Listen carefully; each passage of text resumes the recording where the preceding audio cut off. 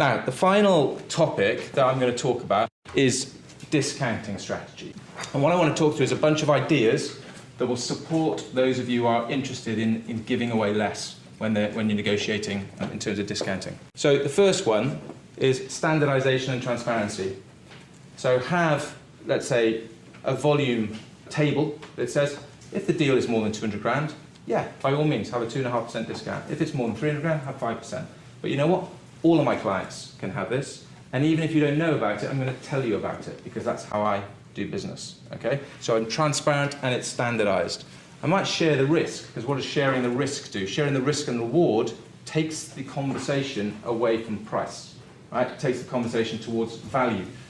Sell on value is another key tactic to be able to distract the conversation about cost and price. Because ultimately, hopefully you're all asking the question, if we're just able to solve this problem for you, Mr. Client or Mrs. Client, the point is, what value will I create for you if I solve your problem? Right? That's the conversation that you want to be having, not about price. If you haven't benchmarked your rates recently, then that's a very valuable exercise to do. You'll hopefully have insight within your teams that you can glean on. And we're going to be running a benchmarking report, as you know, later in the year, and we're going to start looking at rates. Belief. One reason why people discount is because they don't think they're worth the day rate.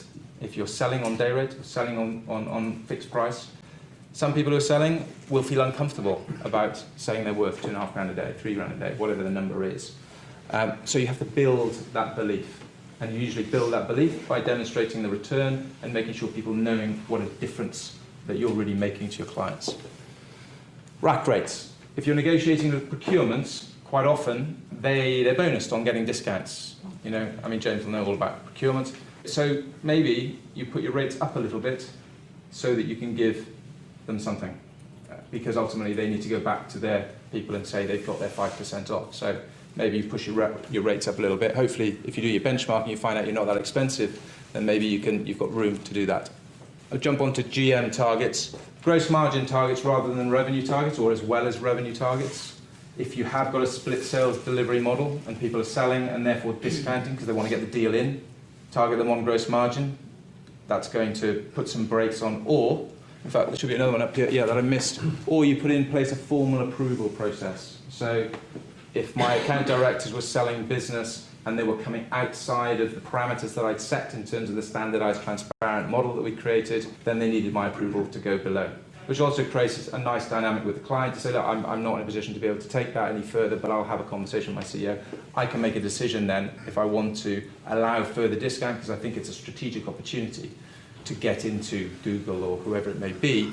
But what I'm going to do as part of that strategy is I'm going to employ some give to get strategies. So if I'm going to go beyond my standardized discounting, I'm going to ask for something. If you want an extra 5%, that's fine.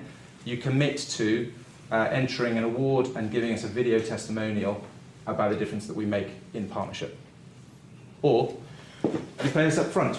Or, et cetera, et cetera. You come up with a bunch of get strategies if you're going to give a further discount. Okay, so that's a very quick whistle-stop tour. Hopefully you take away some tips in terms of how you might handle discounting going forward.